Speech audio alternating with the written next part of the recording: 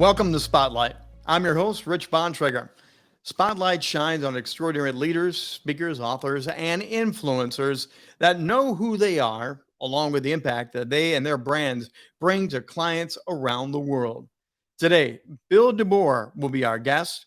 Bill, or William J. Deboer, Bill Jr., is the co owner and vice president of DeBoer's Auto. As the company's general manager, Bill has been responsible for bringing innovation in daily operation to the full service, high tech auto repair facility. He's been doing this for over 20 plus years. Welcome to Spotlight, Bill Deboer. Welcome this afternoon, Bill. Hey, Rich. Thanks for having me. So, you've been in this business for 20 years. Let's just start there. No one keeps a job for 20 years anymore. And yours was a family job. You came into the family business. Truly, give us some history on that. Why did you go into the family business, first of all? Business always really attracted me, right? Like I enjoy business, strategy of business, growing businesses. And we had this family business. So at the time, my father was just retailing used cars. And I thought it would be a good opportunity for me to come into the family business, learn that obviously more, expand upon that. I added the service department. And now that's strictly all that we do here at DeBoer's Auto. We're a full service repair shop. We no longer retail cars. So, how much did all that experience? I'm sure you learned every aspect of your father's business. How did that rounding of your hands-on education help you with where you are now? It's given me a lot of different experiences, right? So, growing up, I mean, like I said, from the age of 7 and 8, I was going to the auctions with my father. As a teenager, going through it all, going through the vehicle acquisition process, understanding all that. When I graduated college and came into the business, I added F&I to the business, so finance and insurance products. Before, it was pretty much just people wrote a check or paid cash. But when I came into it, I also enrolled us into financing with some big national banks that we deal with, and built out our insurance products like warranties and gap insurance to go with those cars when we sold them. So that rounded me out well in the retail setting. I became a certified master dealer from the NIADA, which is the National Independent Automotive Dealers Association. It was quite an accomplishment when I did that. So, you love cars, but the other thing that you and your company value is people.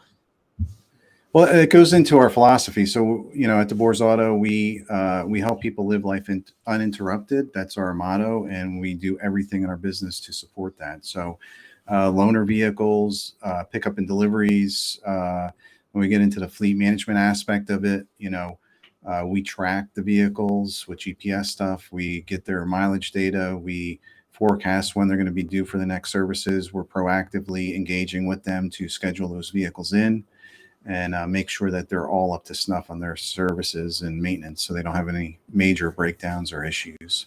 I really got the opportunity, when I started out in the business.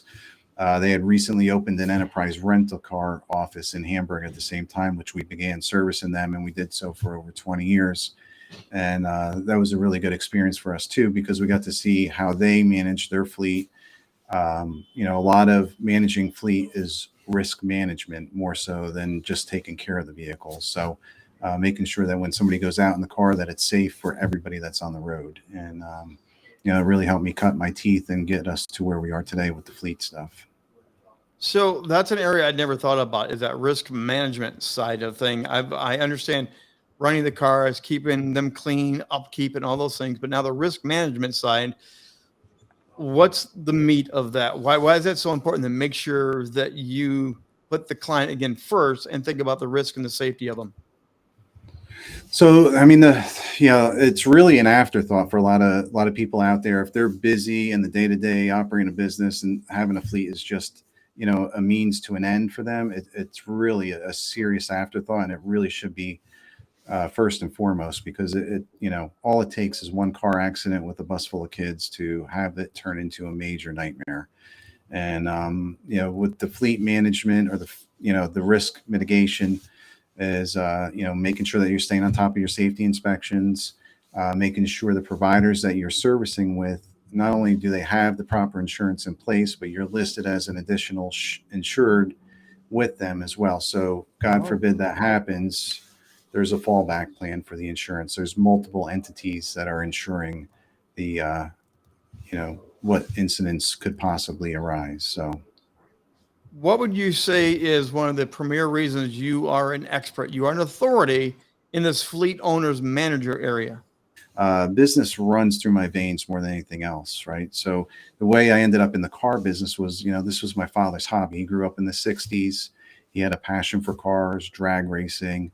I have a passion for business, and you mold those two together. There's nothing I love more than getting engaged with those small and medium sized fleets and really helping them save money, dial in their cost, and grow their bottom line through their fleet stuff. So, I mean, I take my knowledge of both the automotive aspect and the business aspect, and I try to help out whoever I can with that.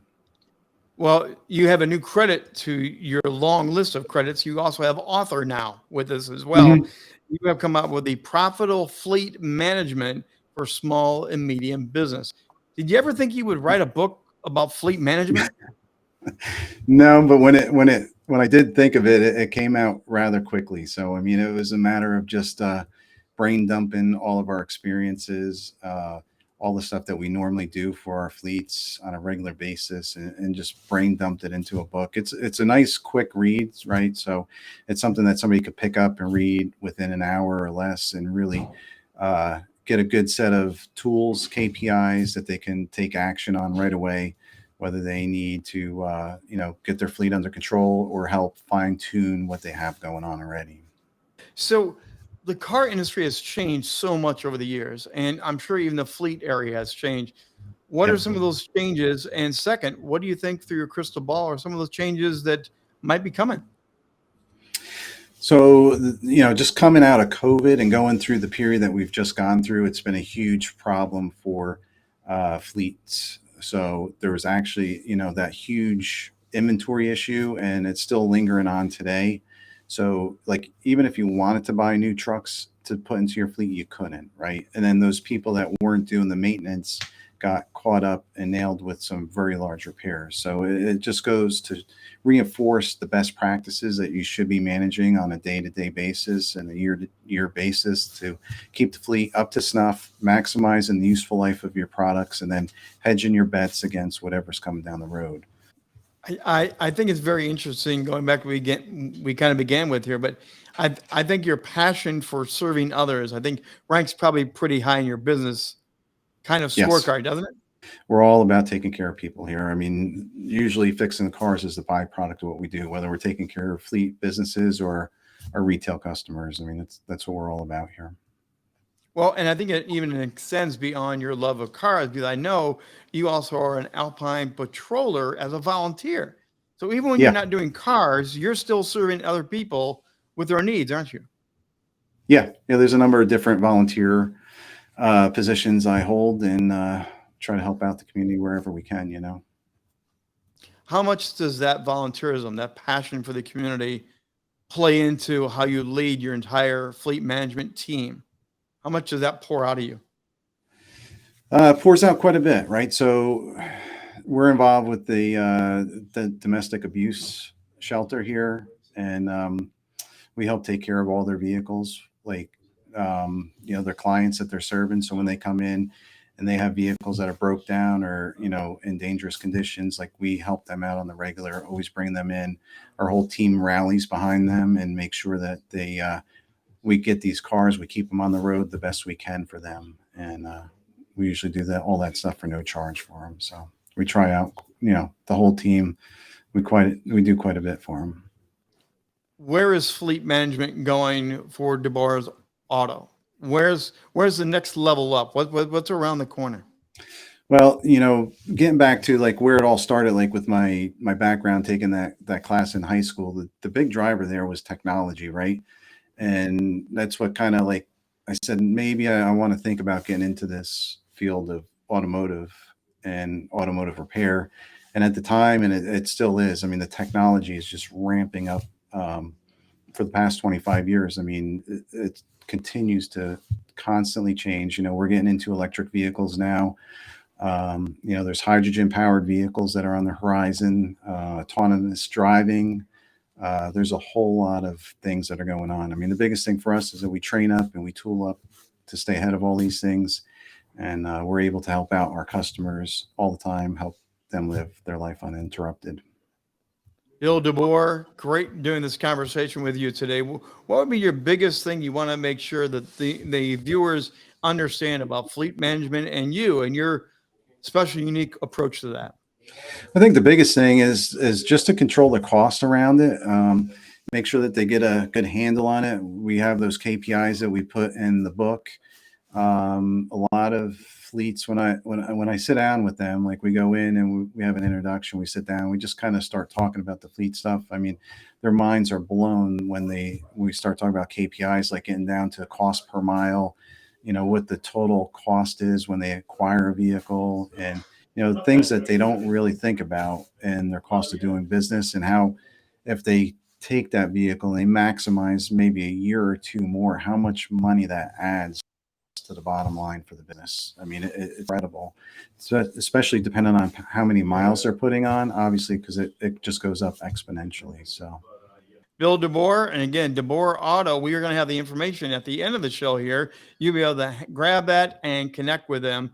And Bill is the co-owner and the vice president of DeBoer's Auto Company. Well, that's going to do it for this edition of Spotlight. Don't forget, Spotlight is always here to share with you and shine the light on amazing authors, speakers, leaders, influencers. We're shining the light to shining on their genius and on their brand authority like we just did. Watch for more spotlights. Interviews are coming your way from Rock the Stage Media. Until next time, I'm the Trigger, Rich Bontrager. Thanks for joining us, and we'll see you on Spotlight.